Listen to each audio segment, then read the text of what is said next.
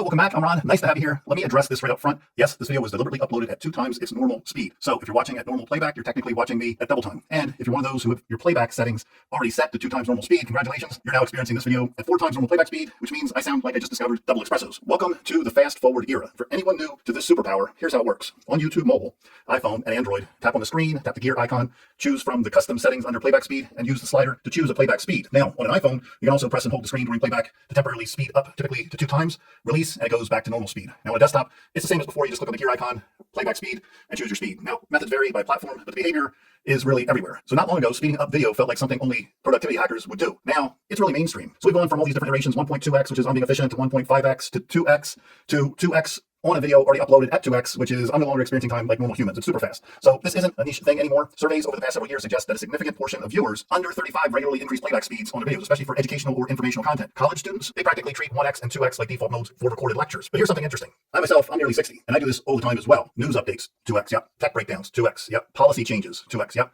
I want the information. I don't need the dramatic pauses while someone inhales for effect or pauses again for effect. Out of curiosity, I asked my wife recently if she does this as well, just taking a stab in the dark, and guess what? Yes, she admits to doing it too. She's similar to my age. So this isn't just a Gen Z productivity hack. It's a modern time management strategy. Time is money, and time is often limited if you're juggling kids or family life. So when did this become the norm? YouTube introduced playback speed control over a decade ago. Originally, the feature was designed for language learners, musicians, slowing down complex sections, students reviewing lectures, but as content exploded on the internet, attention became currency.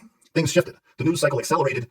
And we all know this, especially in the past few years. Social media compressed everything, content volume skyrocketed, so views and viewers adapted. And once you get used to 2x, normal speed can feel like someone's explaining dial-up internet in real time. So let's dive into this. Does 2x or 2 times speed really hurt your brain? Here's the fascinating part. Research suggests that increasing playback speed around 1.2 times to 1.5 times, and sometimes up to 2 times, often does not significantly reduce comprehension for many people. Now, of course, everyone's ability to retain information is different. No denying that fact, right? Some key takeaways from educational studies. Students frequently retain similar information at 1.5 times compared to normal speeds. Comprehension does tend to drop above 2 times or 3 times speed. No surprise, I don't think. And finally, the brain adapts surprisingly fast to increased speech rates. So in short, your brain is more flexible and adaptable than you may think. But context matters. 2 times works great for things like news updates, tutorials, commentary, financial breakdowns.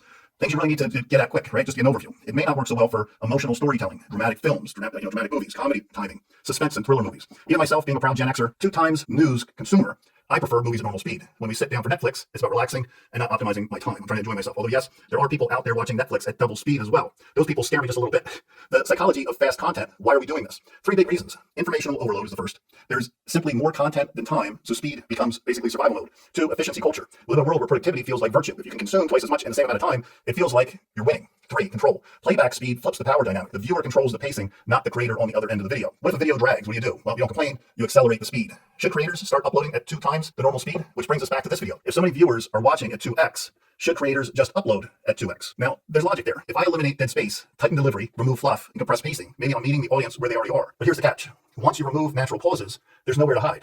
Timing becomes critical.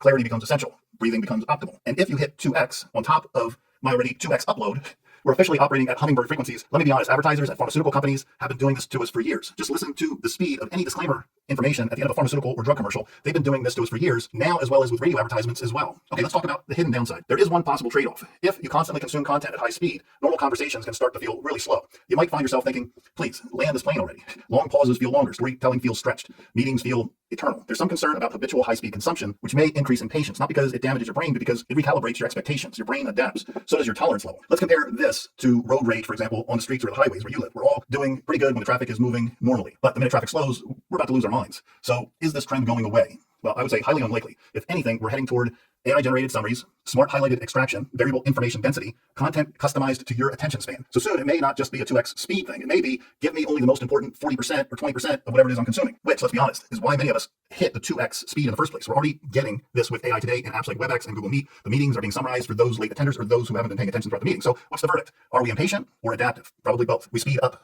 news, education, tutorials, market analysis, and we slow down things like movies, vacations, family dinners, moments that really matter. So what do we have here? Speed is really a tool at our disposal. It's not good or bad, it's intentional. So here's the final thoughts, already at 2x.